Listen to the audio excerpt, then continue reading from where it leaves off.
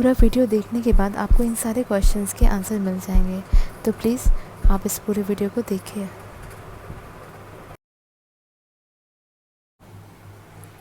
Hello students, कैसे हैं आप लोग।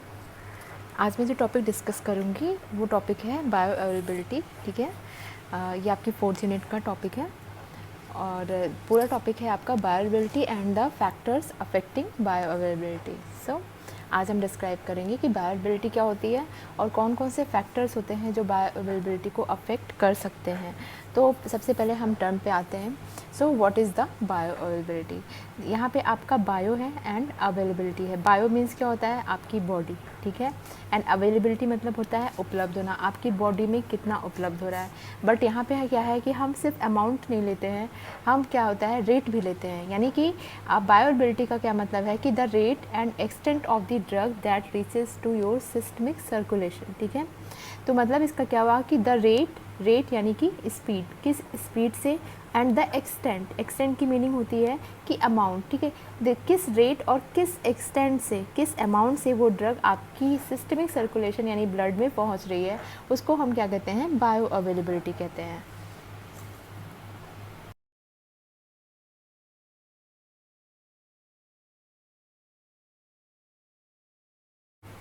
So what is the first question that arises in our mind is the what is bioavailability। जैसा कि मैंने बताया आपको कि bioavailability is the rate and extent of the drug that reaches to the systemic circulation। So there is the proper definition of the bioavailability is that the bioavailability indicates measurement of the rate and extent। Extent is the amount of therapeutically active drug that reaches the systemic circulation and is available at the site of the action। ठीक है, तो ये क्या है, आपकी जो bioavailability होती है वो क्या होता है कि किसी भी ड्रग का अमाउंट और उसकी रेट, मतलब कि वो किस रेट से और कितने अमाउंट में आपके सिस्टमिक सर्कुलेशन पे पहुंच रही है और द साइट ऑफ एक्शन यानी कि जहाँ पे उसको इफेक्ट दिखाना है वहाँ पे पहुंच रही है, तो वो क्या है आपका, क्या है, उस टर्म को हम क्या कहते हैं, बायो अवेलेबिलिटी कहते हैं।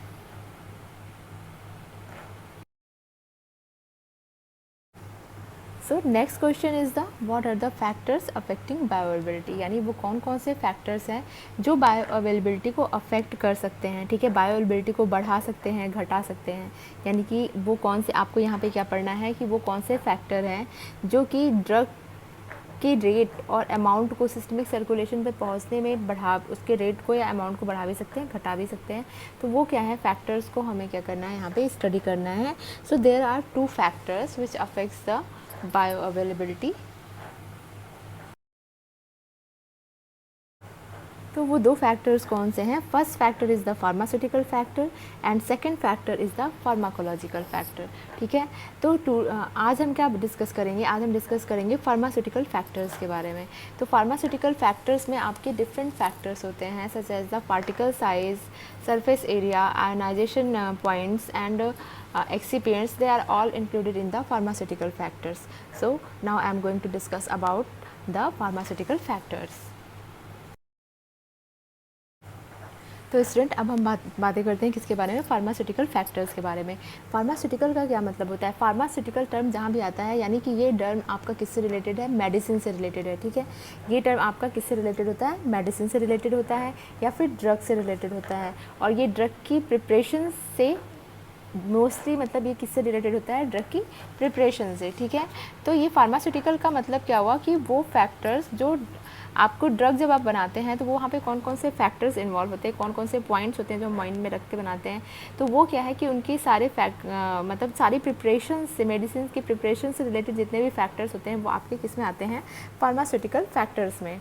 ठीक है, हम यहाँ पे इसको ये भी कह सकते हैं, इसको हम कह सकते हैं कि the factors related to the medicinal drugs and their preparations. The factors related to the drugs and their preparations। Okay, तो ये क्या है, आपके फार्मास्यूटिकल फैक्टर्स हैं।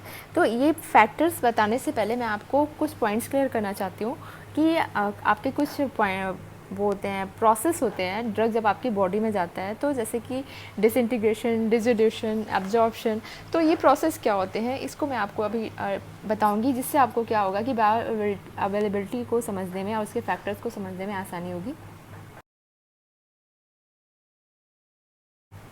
सो जब भी क्या होता है कि हम कोई ड्रग लेते हैं तो वो ड्रग क्या होती है आपकी किसी भी फॉर्म में हो सकती है। अगर वो सॉलिड फॉर्म में है तो हम उसका एग्जांपल लेके यहाँ पे चलते हैं कि जैसे कि आपने कोई ड्रग ली as a solid dosage form, आप यहाँ पे क्या कह सकते हैं कि ये टैबलेट भी हो सकती है, ठीक है।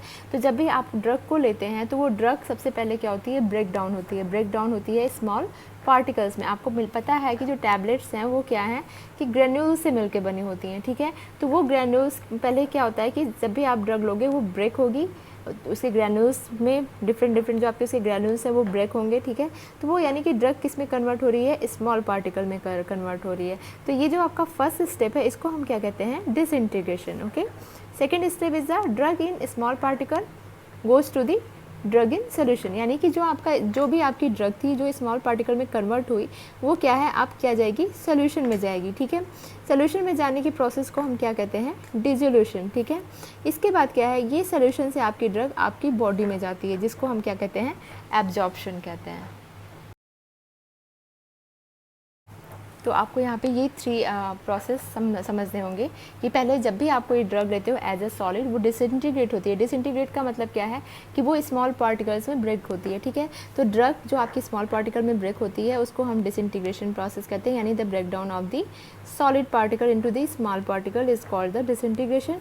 आफ्टर दिस जो आपकी ये ड्रग है, drugs in the small particle goes to the solution, ठीक है।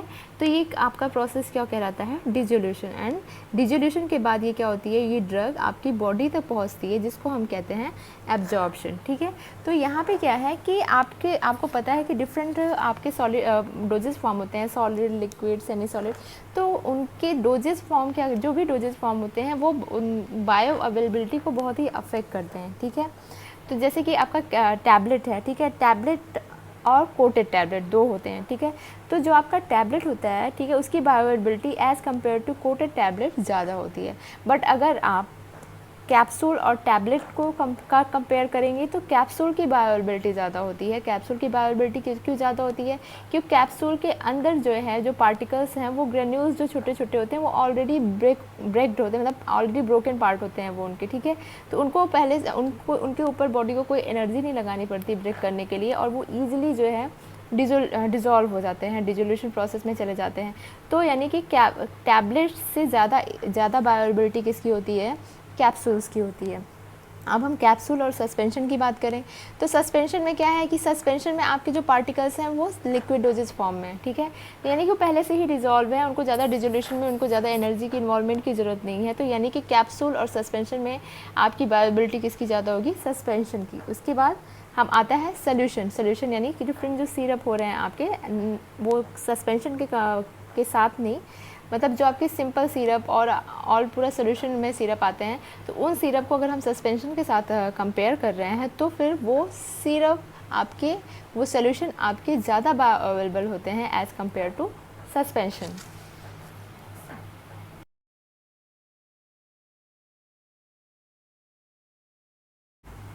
तो स्टूडेंट जो डिक्रीजिंग ऑर्डर मैंने यहाँ पे एक आपको दिया हुआ है कि ये एक डिक्रीजिंग ऑर्डर में, ठीक है। तो सबसे ज़्यादा आपकी बायोअवेलेबल कौन है, सोल्यूशन, इसके बाद suspension, next capsule, tablet and coated tablet. Coated tablet आपकी सबसे कम बायोअवेलेबल होती है, क्योंकि एक तो वो क्या है, सॉलिड डोजेज फॉर्म है, ठीक है। उनको ब्रेक होने की ज़रूरत होती है बिफोर द डिजोल्यूशन। ऊपर से क्या है कि उनके ऊपर कोट है एक, तो यानी कि वो टैबलेट ब्रेक होंगी उससे पहले उनका कोट जो है वो कोटिंग हटेगी, ठीक है, अनकोटिंग होगी, अनकोटिंग के बाद वो ब्रेक होंगी। यानी कि इनमें क्या है कि आपकी बायोअवेलेबिलिटी इनकी सबसे कम होगी, क्योंकि इनकी जो टाइम यहाँ पे लग रहा है वो पहले तो इनको अनकोटिंग में लगेगा, फिर इनको डिसइंटीग्रेट होने में लगेगा, फिर वो डिजोल्व होंगी और उसके बाद फिर इनका एब्जॉर्प्शन होगा और ये बायोअवेलेबल होंगी, सिस्टमिक सर्कुलेशन तक पहुँचेंगी। तो यानी कि यहाँ पे आपके ज़्यादा प्रोसेस इन्वॉल्व हो रहे हैं, तो यहाँ पे ज़्यादा टाइम भी लग रहा है, तो इसकी ये सबसे कम बायोअवेलेबल होगी। फिर आपकी टैबलेट आती है, then capsule, suspension and solution is the more bioavailable, सबसे ज़्यादा क्या है कि आपका सोल्यूशन है जिसकी बायोअवेलेबिलिटी सबसे ज़्यादा होती है। तो अभी मैं क्या करूँगी, अभी मैं आपको जो आपके डिफरेंट फैक्टर्स हैं जो कि फार्मास्यूटिकल फैक्टर्स हैं वो कैसे बायोअवेलेबिलिटी को अफेक्ट कर रहे हैं वो बताऊँगी। तो स्टूडेंट जो भी पार्टिकल साइज़ होती है आपके ड्रग की, जो भी ड्रग की पार्टिकल साइज़ होती है वो क्या करती है, बायो अवेलेबिलिटी को बहुत ही ज़्यादा अफेक्ट करती है। यानी कि particle size plays a main role, ठीक है। तो यहाँ पे क्या है कि पार्टिकल साइज बहुत बड़ा रोल प्ले कर रही है to affect the bioavailability. So the first pharmaceutical factor is the particle size. तो यहाँ पे हम क्या कह सकते हैं, the rate at which a drug is dissolve can be increase by increasing its surface area by decreasing its particle size. Means क्या हुआ कि जब भी आप क्या है कि किसी भी पार्टिकल की साइज़ को कम करते हैं तो आपको पता है कि उसका सरफेस एरिया ज़्यादा हो जाता है, ठीक है। तो अगर उसका सरफेस एरिया ज़्यादा हो रहा है तो वो यानी कि जो उसके सोल्यूशन है उसके कांटेक्ट में ज़्यादा आ रही है। अगर वो सोल्यूशन के कांटेक्ट में ज़्यादा आ रही है तो उसका डिजोल्यूशन प्रोसेस ज़्यादा हो रहा है, और अगर वो डिज़ोल्व ज़्यादा हो रही है तो वो एब्जॉर्ब भी ज़्यादा होगी और वो ज़्यादा से ज़्यादा बायो अवेलेबल होगी। यानी कि अगर पार्टिकल साइज़ बड़ा है तो बायो अवेलेबिलिटी कम होगी, बट अगर पार्टिकल साइज छोटा है तो बायोअवेलेबिलिटी क्या होगी, ज़्यादा होगी।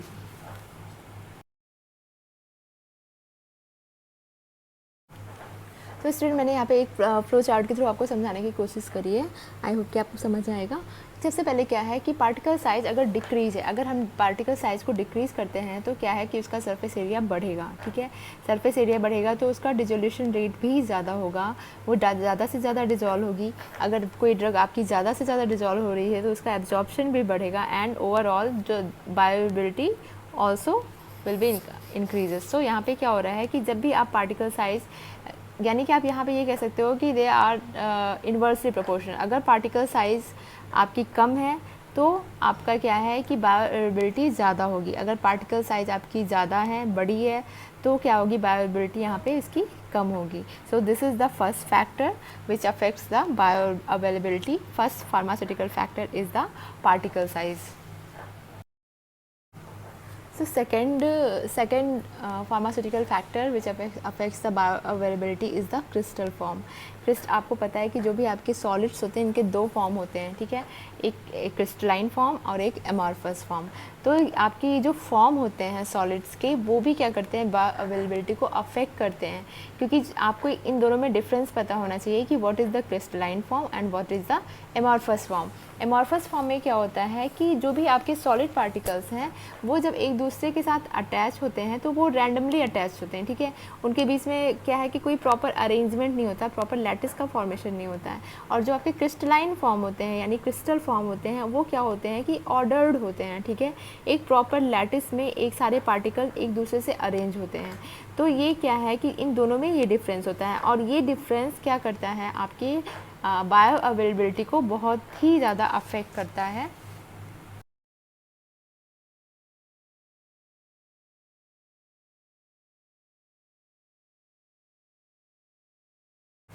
सो स्टूडेंट, जैसा कि मैंने बताया कि there are the two form, one is the crystalline form and one is the amorphous form. Crystalline form में क्या है कि particles are arranged in a proper order और प्रॉपर लैटिस। इसमें क्या होता है कि जो आपके पार्टिकल्स होते हैं वो एक दूसरे से प्रॉपरली अरेंज होते हैं, बॉन्ड्स के थ्रू एक दूसरे से बंधे हुए होते हैं, ठीक है। तो यहाँ पे क्या है, जो भी क्रिस्टलाइन फॉर्म होगा इसमें जो पार्टिकल्स होंगे वो एक दूसरे से प्रॉपरली अरेंज, एक दूसरे से प्रॉपर एक डिस्टेंस पे होते हैं, ठीक है, ऑर्डर्ड होते हैं। एक मतलब आपका क्या है कि यहाँ पे जैसे आप ये क्रिस्टल है तो उसमें सारे पार्टिकल्स एक जैसे ही होंगे, ठीक है, साइज शेप सब एक जैसा होगा, ठीक। डिस्टेंस एक दूसरे से जो डिस्टेंस होती है उनकी वो एक जैसी होगी, मतलब कोई भी पार्टिकल आपका छोटा बड़ा नहीं होगा। एक प्रॉपर इनका क्या होता है, लैटिस होता है। ये क्या होते हैं, क्रिस्टलाइन में होते हैं, ठीक है। तो जब भी आपको पता है कि जब आप किसी को एक साइज़ एक शेप में करके एक प्रॉपर एक दूसरे से बांध के रखोगे, ठीक है, तो वो क्या होगा कि उनको ब्रेक करने में हमें क्या होगा कि बहुत ज़्यादा एनर्जी रिक्वायर्ड होती है, more energy required to break, ठीक है। यानी कि आपकी कोई ड्रग जो कि आपकी क्रिस्टलाइन फॉर्म में है, ठीक है, उसके बाद आप क्या कर रहे हो, उसको ले रहे हो अपनी बॉडी में, तो उसको क्या है कि डिसइंटीग्रेट होने में ज़्यादा टाइम कर लगेगा as compare to amorphous drug. क्योंकि यहाँ पे क्या है कि उनके पहले क्या होगा कि जो एनर्जी इन्वॉल्व होगी वो क्या करेगी कि ड्रग को ब्रेक करने में ही यूज़ हो जाएगी, ठीक है। तो वहाँ पे एक इसका क्या होगा, टाइम यहाँ पे कंज्यूम होगा, ठीक है। इसके बाद क्या है कि अगर वो लेट डिज़ोल्व हो रही है तो उसका डिजोल्यूशन प्रोसेस स्लो हो रहा है, यानी डिजोल्यूशन आपका डिक्रीज हो रहा है, ठीक है। अगर आपका डिजोल्यूशन डिक्रीज हो रहा है तो ओवरऑल क्या है कि ये बायो अवेलेबिलिटी भी आपकी क्या होगी, डिक्रीज होगी, ठीक है। तो क्रिस्टलाइन फॉर्म में क्या है कि अगर आपकी ड्रग क्रिस्टलाइन फॉर्म में है तो उसकी बायो अवेलेबिलिटी आपकी कम होगी।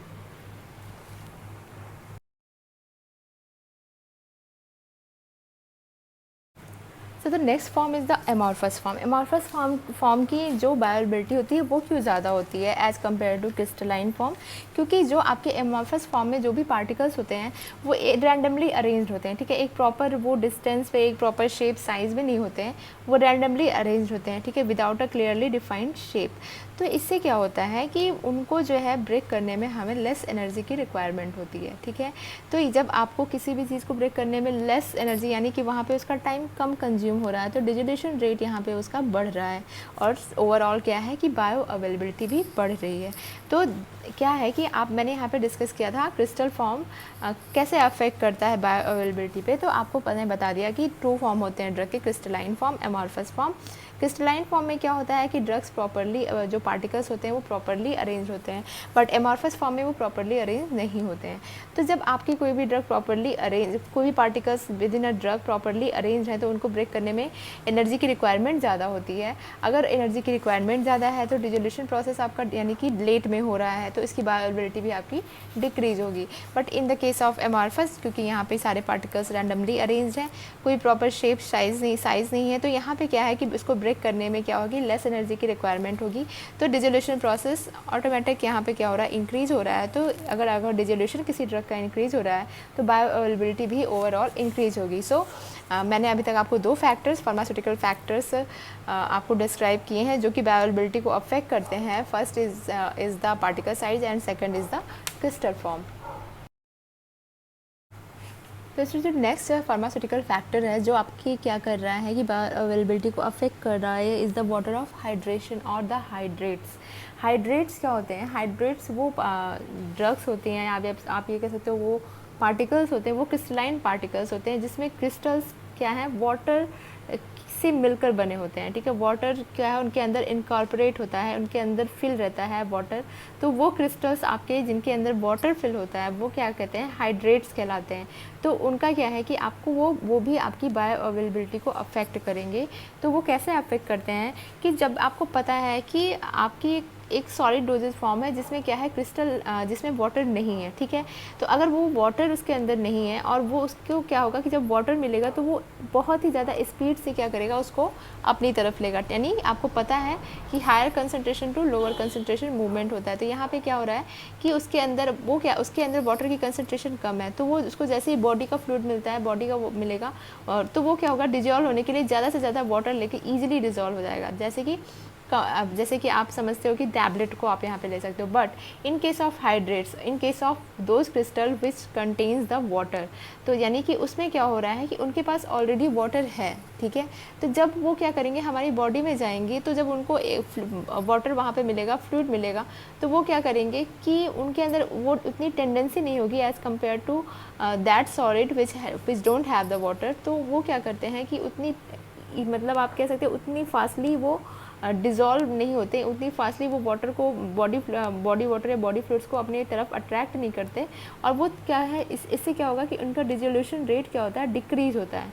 तो जब डिजोल्यूशन रेट उनका डिक्रीज़ होता है तो उससे क्या हो रहा है कि आपका बायो अवेलेबिलिटी भी डिक्रीज़ हो रही है।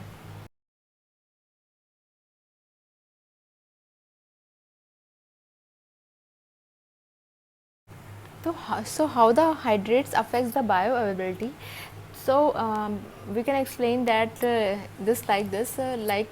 many of the drugs incorporate water to produce a crystalline form called hydrates. If water molecules are already present in a crystal structure and the tendency of crystal to attract water initiate dissolution process is reduced as compared to amorphous drug, ठीक है। Amorphous drug के compare में क्या हो रहा है कि dissolution का प्रोसेस यहाँ पे डिक्रीज़ हो रहा है, क्योंकि यहाँ पे क्या है कि most of the crystalline drugs are incorporated with water, यानी कि मैंने इससे पहले आपको क्या बताया था कि क्रिस्टलाइन ड्रग्स क्या होती हैं। तो क्रिस्टलाइन ड्रग्स की ऑलरेडी बायो अवेलेबिलिटी कम होती है, ठीक है। तो जो आपकी मैक्सिमम क्रिस्टलाइन ड्रग होती हैं उनके अंदर क्या होता है, वाटर फिल होता है, वाटर से मिलकर बनी होती हैं वो। तो जिससे क्या है कि अगर उनके अंदर ऑलरेडी वाटर है तो जब वो आपकी बॉडी में एंटर कर रही हैं तो उनकी जो है आपकी बॉडी के वाटर से क्या है कि उनकी जो टेंडेंसी होती है अट्रैक्ट करने की, डिजॉल्व करने की, वो क्या हो रही है यहाँ पे डिक्रीज़ हो रही है। तो जब यहाँ पे उनकी tendency for dissolution is decreases, तो यहाँ पे क्या है कि डिजोल्यूशन प्रोसेस ऑल्सो डिक्रीजेस, और इसके बाद आपका क्या है ओवरऑल क्या हो रही है कि बायो अवेलेबिलिटी भी डिक्रीज हो जा रही है। तो यानी कि हाइड्रेट्स की क्या होती है, बायो अवेलेबिलिटी कम होती है।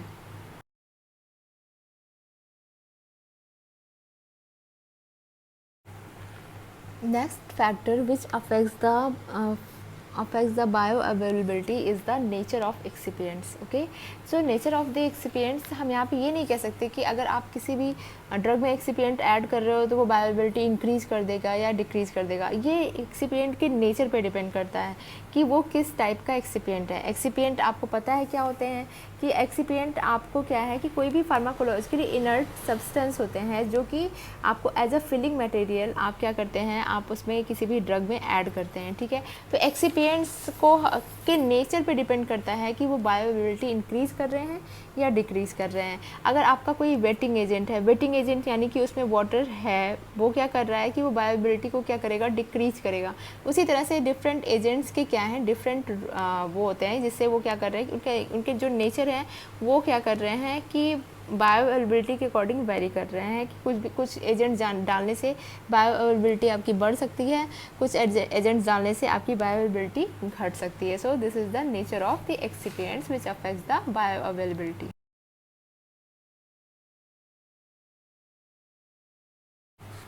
Last pharmaceutical factors which affects the bioavailability is the degree of ionization. Ionization यानी कि जो आप ड्रग ले रहे हो वो उनके डिफरेंट फॉर्म हो सकते हैं, वो आयोनाइज्ड हो सकती हैं, नॉन आयोनाइज्ड हो सकती हैं, ठीक है। तो उनसे क्या होता है कि जो भी आपकी acidic drug, strongly acidic, basic, strongly basic drug, highly ionized drugs, there are different category of the drug. तो इन सब में क्या है कि आपकी कौन सी ड्रग की बायो अवेलेबिलिटी ज़्यादा होती है, जो कि नॉन आयोनाइज्ड होती है, यानी कि जिनके ऊपर क्या है कि कोई भी चार्ज नहीं है। तो वो क्या होती हैं ईज़िली, आपको पता है कि आपकी जो सेल मेम्ब्रेन है, सेल मेम्ब्रेन आपकी ग्राम पॉजिटिव बैक्टीरिया की एंड ग्राम नेगेटिव बैक्टीरिया में थोड़ा सा डिफरेंस होता है। तो मैं आपको एक सेल मेम्ब्रेन के थ्रू आपको समझा दे रही कि जैसे आपकी क्या है, सेल मेम्ब्रेन है, ठीक है। तो आपको पता है एक सेल मेम्ब्रेन होती है, दूसरी क्या होती है, सेल वॉल होती है, ठीक है। तो ये क्या है कि आपकी सेल मेम्ब्रेन आप किसकी बनी होती है, लिपिड की बनी होती है, लिपिड बाइलेयर होती है, ठीक है। और जो आपकी सेल वॉल होती है वो किसकी बनी होती है, प्रोटीन की, ठीक है। तो ये क्या है कि ग्राम नेगेटिव और ग्राम पॉजिटिव में थोड़ा सा डिफरेंस होता है। एक में क्या होता है कि ये प्रोटीन लेयर हार्ड होती है, बहुत ज़्यादा थिक होती है, और एक में क्या होता है कम थिक होती है। तो जब भी आपको पता है कि यहाँ पे ये जो सेल मेम्ब्रेन है वो लिपिड की बनी हुई है, तो जब भी आप कोई ड्रग दोगे तो उसको क्या है कि सेल में एंटर करने से पहले इस मेम्ब्रेन को क्रॉस करना होगा, ठीक है। तो जब भी आप क्या करोगे कि कोई भी आयोनाइज्ड ड्रग दे रहे हो जिनके ऊपर चार्जेस हैं, ठीक है, नॉन आयोनाइज्ड ड्रग, एसिडिक या बेसिक ड्रग दे रहे हो, तो उनको क्या होता है, एसिडिक ड्रग को एसिडिक मीडियम चाहिए होता है, बेसिक ड्रग को बेसिक मीडियम चाहिए होता है।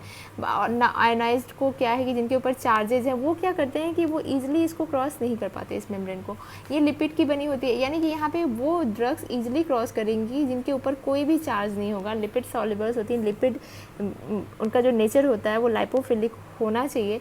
तो वो सारी ड्रग्स क्या होती हैं, ईजिली मेम्ब्रेन को क्रॉस करती हैं, ठीक है। तो जो ड्रग आपकी ईजिली मेम्ब्रेन को क्रॉस करेगी, आपको पता है कि उसका एब्जॉर्प्शन भी ज़्यादा होगा।